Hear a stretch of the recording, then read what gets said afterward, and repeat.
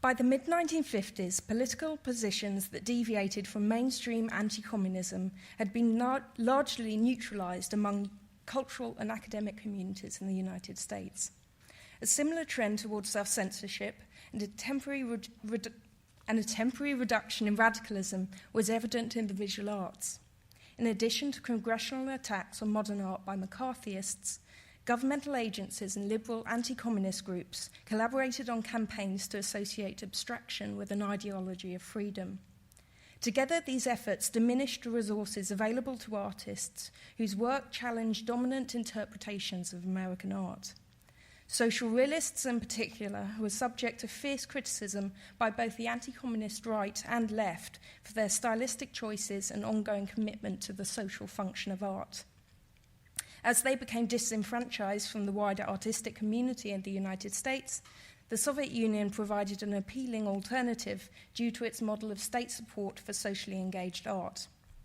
While researching Soviet American cultural exchange in the Russian state archives, I was surprised to discover a significant but little-known program of artist-led exchange operating alongside official initiatives in the late 1950s. In this paper, I will discuss these collaborations in relation to wider developments in Cold War international relations and explore how, in seeking to escape political repression in the United States, the artists were co-opted as propagandists for the Soviet Union. Unofficial Soviet-American cultural exchange in the late 1950s marked a revival of activities coordinated by communist and fellow travelling artists in the immediate post-revolutionary period. As these exchanges are more widely documented, I will just give a brief overview here. In the 1920s and 30s, American artists such as Louis Lozowick, William Gropper, and Fred Ellis travelled to Moscow, and their experiences of Soviet art influenced their own artistic practice. Following Lozowick's solo exhibition at the State Museum of New Western Art in Moscow in 1928, the artist helped organize a series of group exhibitions in the USSR. The first of these was the exhibition of American artists at the John Reed Club in 1931, where works such as Birth of a Skyscraper by Lozowick resonated with the dominant industrial aesthetic in Soviet art. During the years of the Popular Front, artistic exchange with the Soviet Union was maintained by the American Artists Congress. And in World War II, exhibitions such as the Soviet Artist in the War, which opened at the Metropolitan Museum of Art in New York and toured across the country, strengthened Soviet-American ties during the country's wartime alliance. The drastic decline in relations between the United States and the USSR following the end of World War II brought an abrupt halt to cultural exchange which would last a decade. Only in the mid-1950s would new leadership in both countries facilitate the start of negotiations to establish an official treaty of Soviet-American cultural exchange. These developments encouraged the resurgence of a small number of Soviet friendship societies in the United States. Left-wing artists on both coasts gravitated towards two groups, the National Council of American-Soviet Friendship in New York and the American-Russian Institute in San Francisco. These two organizations liaised directly with the Soviet cultural authorities known as VOX to provide the institutional framework for a program of unofficial Soviet-American cultural exchange in the shadow of the official treaty. The National Council of American-Soviet Friendship was established in 1943 and counted among its membership many artists formerly affiliated with the John Reed Club. Soon after its foundation, an art committee was formed to use the visual arts to strengthen cultural ties. After successful exhibitions of Soviet art were shown in New York, committee members Paul Manship, John Sloan, Leon Kroll, Max Weber, and Rockwell Kent appealed to their compatriots to donate photographs and reproductions of their paintings, sculptures, and illustrations as a gift to the artists of the Soviet Union. There we go. A diverse range of 150 socially committed figurative artists contributed to the enterprise, including Thomas Hart Benton, George Biddle, Norman Rockwell, Philip Evergood, William Gropper, Louis Lozowick, and Anton Refregier, some of whose works are shown here. After an initial display in Manhattan, in February 1946, the exhibition opened under the title Fine Art of the USA at the House of Architects in Moscow. At this time, the US government was supportive of the venture and even contributed a collection of sketches and of murals created under the New Deal art programs. Yet by the summer, a formal investigation against the National Council of American and Soviet Friendship had been launched by the House Un-American Activities Committee, leading to its indictment in 1947. The same fate befell the ACA Gallery, which had been a display centre for social realist artists since the days of the John Reed Club. Over the next decade, congressional attacks on both organisations and a series of public confrontations between the abstract expressionists and social realists left these artists largely isolated from the cultural mainstream in New York. The election of Rockwell Kent to the chairmanship of the National Council of American-Soviet Friendship in June 1957 put the visual arts back to the top of the group's agenda. On the 12th of December, Kent became the first post-war American artist to hold a solo exhibition in the Soviet Union. The display at the State Pushkin Museum of Fine Arts in Moscow was jointly organised with Vox and the USSR Union of Artists. It comprised 128 graphic works and 55 oil paintings, which were predominantly landscapes. The exhibition was subsequently shown at the State Hermitage Museum in Leningrad and then travelled to Kiev and Riga before concluding in Odessa. The tour was considered a major success. During its time at the Pushkin Museum alone, the exhibition was seen by 140,000 visitors, and across all 5 venues, over 500,000 Soviet citizens were said to have viewed Kent's work. The event proved to the Soviet authorities the potential for promoting an alternative version of American art. This strategy was intended to challenge the propaganda value of the free abstract art, which was proving advantageous for the United States in the cultural Cold War. Artists, curators, and critics in the USSR drew parallels between Soviet socialist realism and American social realism, noting their historical precedents in the work of socially conscious artists of previous centuries. As successors to the great realist tradition of American art, as it was called in Soviet catalogue, the social realists were represented as having been betrayed by America's ruling elite for political gain. Abstract expressionism was rejected as a copy of Russian avant-garde art, which, according to Soviet art history, was a brief response to revolutionary turmoil that had quickly become outdated and was unable to compete with the benefits of realism in an advanced socialist society. Therefore, language that was in the United States used to describe abstract expressionism was in the Soviet Union attributed to the American social realist artists, who were labelled contemporary, progressive, and democratic. The success of Kent's solo exhibition was viewed with enthusiasm by other artists affiliated with the National Council of American-Soviet Friendship and the ACA Gallery. By the 1950s, many of these so-called social realists were no longer focused on social commentary and were more interested in the idea of humanism in art, a timely development that was in keeping with the Khrushchev-era Soviet policy of peaceful coexistence. As an example of these changes, I show on the left the only two paintings by ACA Gallery artists, which were included in the official American National Exhibition in Moscow in 1959, both of which were produced during the New Deal. And alongside them, less socially engaged works, which Philip Evergood and Raphael Sawyer themselves chose to display in an official exhibition in Moscow the following year. At the time of the renewed unofficial exchanges, the artists were united not by a shared aesthetic, as by their political beliefs and their collective marginalisation. Most of the artists had contributed to the New Deal art projects and remained committed to the ideal of state support for artistic production. Thus, display opportunities in the United States offered a more ideologically appealing alternative to engaging with the Western art market. A number of US-based artists outside the Soviet friendship societies made appeals to display their art in the USSR, but Vox was cautious to cultivate relationships only with artists whose work could easily function as pro-Soviet propaganda. This meant realist art that bore similarities in style and content to socialist realism and that supported Khrushchev's so-called peace offensive, as it was labelled by the US government. In these elements, a group of social realist artists loosely associated with the American-Russian Institute in San Francisco provided a parallel to those in New York. The American-Russian Institute was formed in 1932 and had a similar history to the National Council of American-Soviet Friendship. It too had enjoyed popularity during the war and used the visual arts in support of the Soviet-American alliance. Yet in 1947, the Institute was identified by the Attorney General as a Communist front group, and the following year was added to the list of subversive organizations. As with the National Council, the group also experienced a revival in the late 1950s.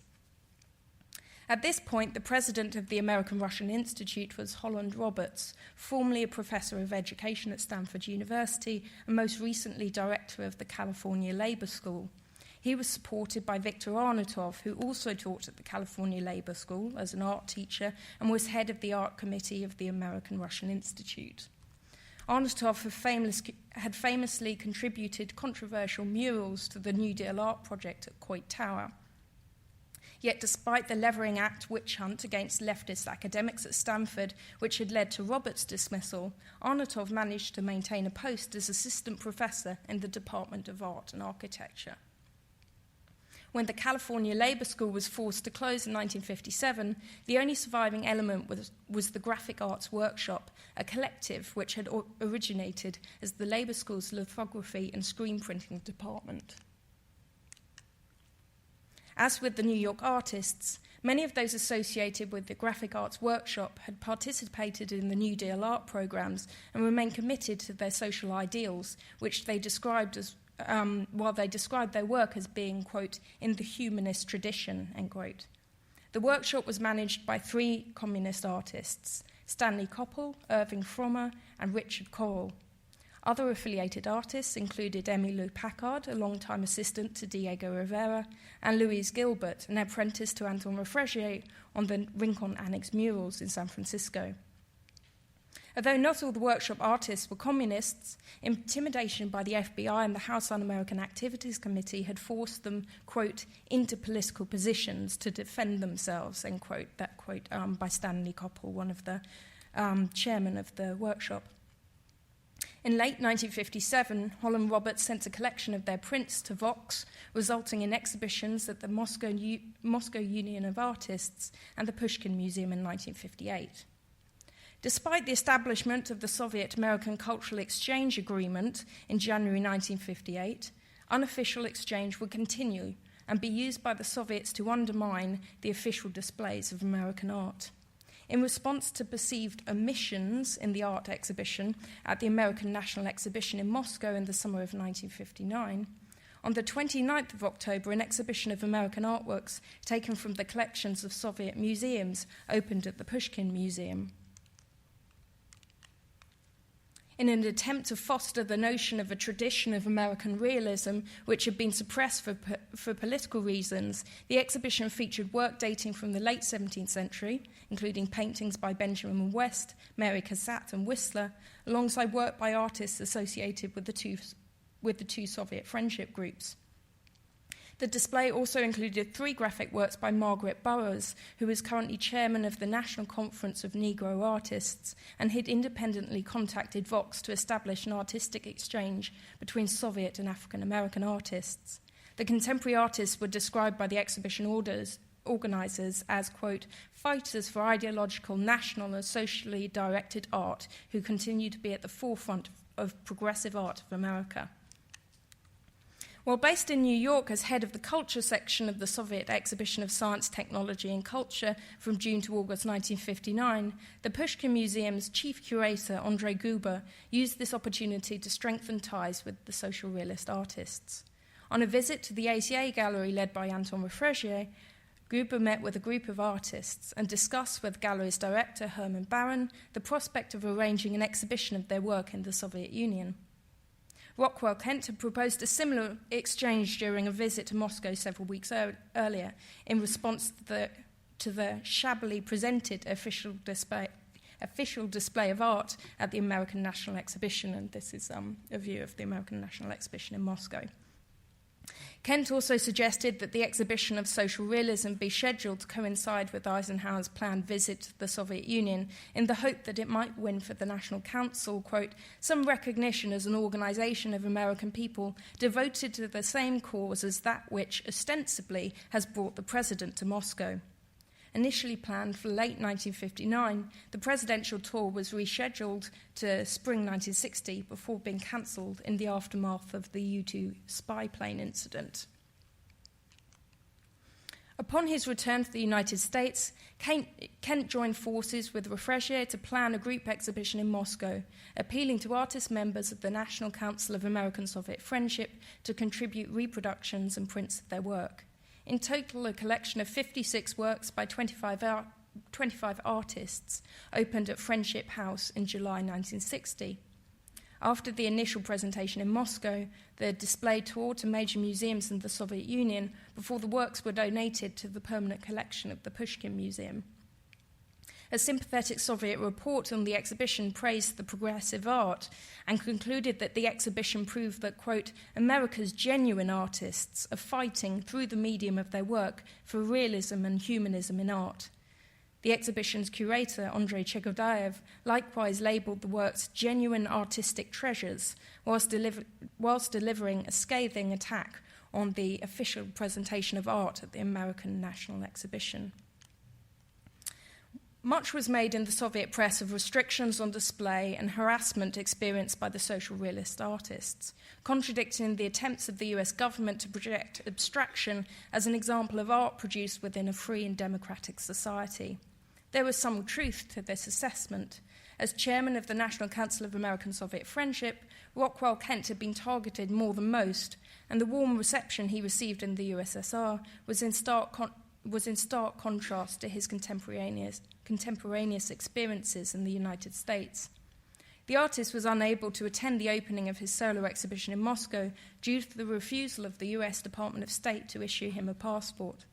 Only after winning a trial in the Supreme Court was Kent able to travel to the Soviet Union in June 1958 to see the Kiev portion of his exhibition.